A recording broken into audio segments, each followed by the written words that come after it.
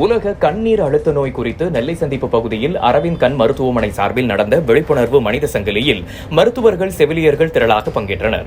நெல்லை அரவிந்த் கண் மருத்துவமனை சார்பில் கடந்த 9ஆம் தேதி முதல் வரும் 15ஆம் தேதி வரை உலக கண்ணீர் அழுத்த நோய் விழிப்புணர்வு தின விழா கடைபிடிக்கப்பட்டு வருகிறது. இதையொட்டி அமைக்கப்பட்டிருந்த கண்காட்சியின் திறப்பு விழா நேற்று மாலை நடந்தது. தமிழ்நாடு மருத்துவர்கள் சங்க முன்னாள் தலைவரும் அரவிந்த் கண் மருத்துவமனை ஆலோசகருமான டாக்டர் ராமகிருஷ்ணன், தலைமை மருத்துவர் மீனாட்சி ஆகியோர் திறப்பு விழாவுக்கு தலைமை வகித்தனர்.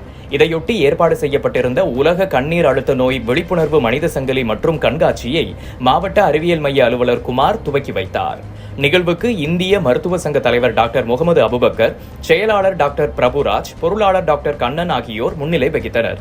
இதனையொட்டி மருத்துவமனை முன்பாக நடந்த கண்ணீர் அழுத்த நோய் விழிப்புணர்வு மனித சங்கிலியில் டாக்டர்கள், செவிலியர்கள் என ஏராளமானோர் கலந்து கொண்டனர்.